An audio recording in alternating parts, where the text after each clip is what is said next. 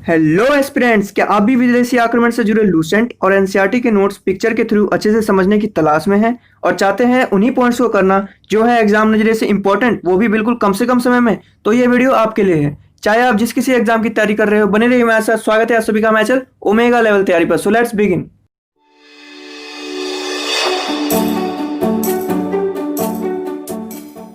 आगे की वीडियो शुरू करने से पहले हम थोड़ा बैकग्राउंड बना लेते हैं। पिछले वीडियोस में हमने जाना कि किस तरह भारत के प्राचीन इतिहास की शुरुआत प्रागैतिहासिक काल यानी प्री हिस्टोरिक पीरियड से होती है, जिसमें मनुष्य खुद को जंगली जीवन से आगे बढ़ाकर सिविलाइज्ड बनाता है और यहीं पर होती है सिंधु घाटी सभ्यता की शुरुआत। इस सभ्यता के दौरान ही आर्यों का भारत में आगमन होता है और वे उस समय के समाज में काफी परिवर्तन लेकर आते हैं, जिसे वैदिक सभ्यता कहा जाता है।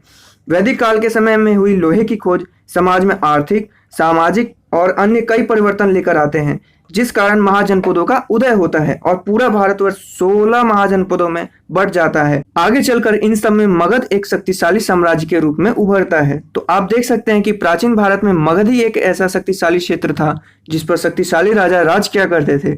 वहीं भारत का उत्तर पश्चिमी भाग अभी भी कमजोर था, मतलब इस पर कोई मजबूत शासक रूल नहीं किया करता था, जिस कारण हमें भारत में इसी ओर से अनेक विदेशी आक्रमण देखने को मिलते हैं। भारत में जितने भी आक्रमण हुए हैं, चाहे वो ईरानी हो या यूनानी या फिर आगे चलकर मुगल हो, ये सब नॉर्थ वेस्ट रास्ते से ही भारत में घुसे थे, क्योंकि भारत का नॉर्थ और नॉर्थ ईस्ट दोनों हिमालय से ढका हुआ है। वहीं बाकी बचे हुए भाग समुद्र से घिरे हुए हैं और उस समय इतनी टेक्नोलॉजी नहीं थी कि कोई विदेशी अपनी सेना समुद्र के जरिए या पहाड़ों को पार कर भारत में एंट्री कर सके, जिस वजह से भारत पर जितने भी विदेशी आक्रमण हुए हैं वे सब वर्तमान के पंजाब और राजस्थान के रास्ते से ही हुए हैं। और भारत के उसी साइड अगर देखते हैं तो पहले आता है ईरान और फिर आता है यूनान यानी कि ग्रीक। इसलिए भारत पर मौर्य वंश से पहले दो आक्रमण देखने को मिलते हैं, पहले ईरानी आक्रमण और फिर यूनानी आक्रमण।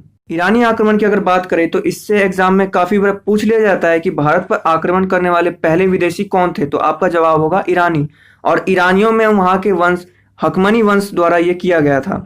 तो हकमनी वंश के जो शासक साइरस टू थे, ये पहले थे जिन्होंने भारत पे आक्रमण किया था।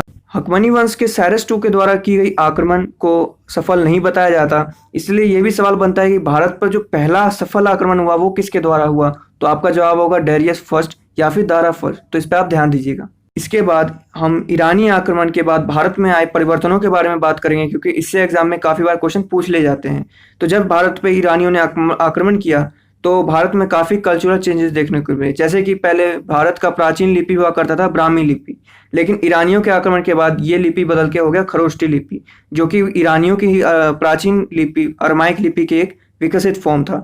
तो खरोष्टी लिपि का आगे जाके अशोक अपने शिलालेखों में इस्तेमाल करता है, तो ये आपको ध्यान रखना है। इसके अलावा आपको ये भी ध्यान रखना है कि जब ईरानियों ने भारत पे आक्रमण किया तो इससे ईरान और भारत के बीच का संबंध थोड़ा गहरा हो गया, यानी इसके बीच व्यापार शुरू हो गया। इसके बाद हम यूनानी आक्रमण के बारे में बात करेंगे और इस विषय में सिकंदर का नाम सबसे ऊपर आता है। तो आइए पहले जान लेते हैं कि सिकंदर कौन था। सिकंदर, जो कि मैसिडोनिया के राजा फिलिप का बेटा था, वो अपने पिता की मृत्यु के बाद 20 वर्ष की आयु में वहां का शासक बनता है।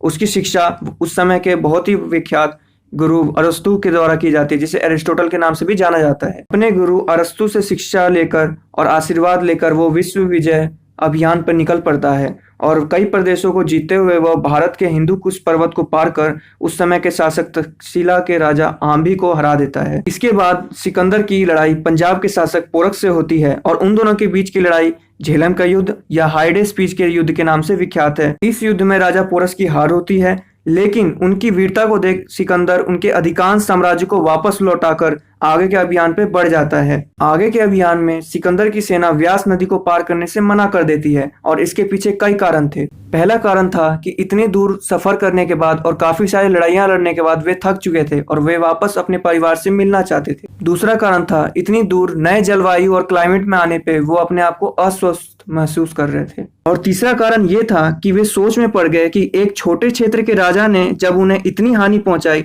तो आगे वे मगध साम्राज्य, जो कि उस समय भारत का शक्तिशाली अंग हुआ करता था, से कैसे लड़ पाएंगे। और इन्हीं सभी कारणों से वे वापस घर लौट जाने का प्लान बना लेते हैं। वापस लौटने के क्रम में सिकंदर अपनी सेना को दो भागों में बांट लेता है। एक भाग को वो स्थल मार्ग के जरिए खुद के नेतृत्व में ले जाता है और दूसरे वाले भाग को जल मार्ग के जरिए निर्याकस नामक सेनापति के नेतृत्व में भेजता है। इन सब के अंत में सिकंदर की मृत्यु काफी कम उम्र में बेबीलोन में हो जाती है। तो इन सब के बीच आपको सिकंदर से जुड़े कुछ प्रख्यात नाम याद रखने हैं, जैसे उसके सेनापति सेल्यूकस निकेटर। ये काफी बार पूछ लिया जाता है क्योंकि इसकी आगे जाके लड़ाई चंद्रगुप्त मौर्य से भी होती है, तो ये आप ध्यान रखिएगा। अंत में ग्रीक अटैक से भारत में आए कल्चरल प्रभाव के बारे में चलिए देखते हैं। भारत में हुए काफी सारे यूनानी आक्रमण से ये देखा गया है कि भारत के मूर्ति कलाओं में काफी परिवर्तन देखने को मिला। उस समय के काफी सारे ग्रीक देवता जैसे अपोलो की मूर्तियां भारत में पाई गई हैं और इन्हीं वजह से भारत में एक नए कला का विकास हुआ जिसे गांधार कला कहा जाता है।